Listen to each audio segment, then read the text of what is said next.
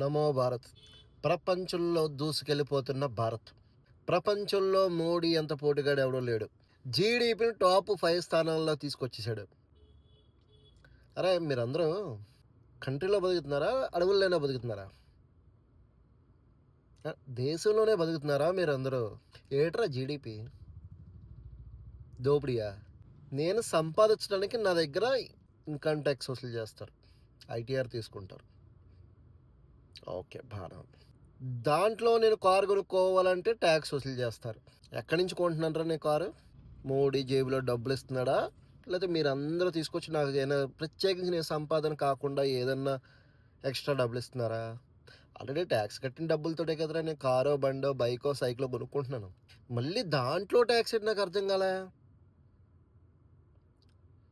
పోలే ట్యాక్స్ కట్టేస్తే పోదులే, కారు తీసుకుని తిరగచ్చు, ఫ్యామిలీతో సరదాగా ఎక్కడికైనా బయటకు వెళ్ళొచ్చు, నలుగురు ఐదుగురు ఉంటాం కదా, వెళ్ళొచ్చు కదా అని కొనేస్తాం. కొన్నాక అంటాడు, అరే నీ కారుకి ఏదన్నా అయితే ఇన్సూరెన్స్ కట్టాలి కదా, ఇన్సూరెన్స్ కట్టకపోతే కారు మళ్ళీ ఎన్ని లక్షలు పెట్టుకున్నా పాడైపోతుంది, మళ్ళీ మనకు తిరిగి రాదు అంటే మళ్ళీ ఇన్సూరెన్స్ కట్టడానికి యాక్సెప్ట్ చేశాడు.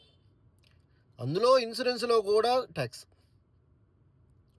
అదేందిరా, కారులో ట్యాక్స్ కట్టాను, సంపాదనలో ట్యాక్స్ కట్టాను, ఇన్సూరెన్స్లో ట్యాక్స్ కట్టాను.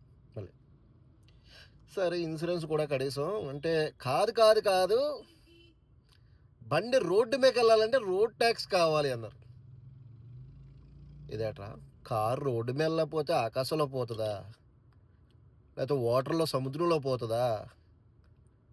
కారు రోడ్డు మీద పోవడానికే కదా కొంటాం. దానికి ట్యాక్స్ అడిగారు, దానికి కట్టాను. పెట్రోల్ బంకు పోయా, మరి అందులో పెట్రోల్ వేయాలి కదా, డీజిల్ వేయకపోతే ఎలా పోతుంది? అది ఎక్కడికే పోదు, అక్కడే ఉంటుంది. అక్కడికి వెళ్ళా, 98 రూపాయలు లీటర్ డీజిల్. ఆన్లైన్లో చెక్ చేసాను, ఏట్రా 40 రూపాయలు 50 రూపాయలే కదా పెట్రోల్ డీజిల్ వచ్చేది, మనకి 98 రూపాయలు ఏటని అక్కడ చూస్తే అందులో మళ్ళీ స్టేట్ ట్యాక్స్ అట, ఇంకోటి సెంట్రల్ ట్యాక్స్ అట. ఆడ 28, ఈడ 28. 50 రూపాయలు ఉన్న డీజిల్ని పెట్రోల్ని 100 రూపాయలు చేశారు. ఫ్యామిలీని తీసుకుని ఊరుకు పోదామని చెప్పేసి బయలుదేరా. హైవేలోనే పెద్ద బిల్డింగ్లు గడేశారు, అడ్డంగా గడేసి గేట్లు వేసేసారు. ఒక 4-5 గేట్లు మధ్యలో ఉన్నాయి.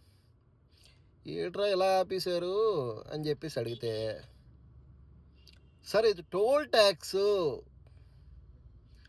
ట్యాక్స్ కడితేనే వదులుతాం సార్. నేను ఐటీ ట్యాక్స్ కట్టాను, ఇన్సూరెన్స్ ట్యాక్స్ కట్టాను, వెహికల్ ట్యాక్స్ కట్టాను, రోడ్ ట్యాక్స్ కట్టాను, ఫ్యూల్ ట్యాక్స్ కట్టాను. అరే ఇదిరా దేశంలో ముందుకు పోవడం అంటే, ప్రపంచ దేశాల్లో ముందుకు దూసుకుపోవడం అంటే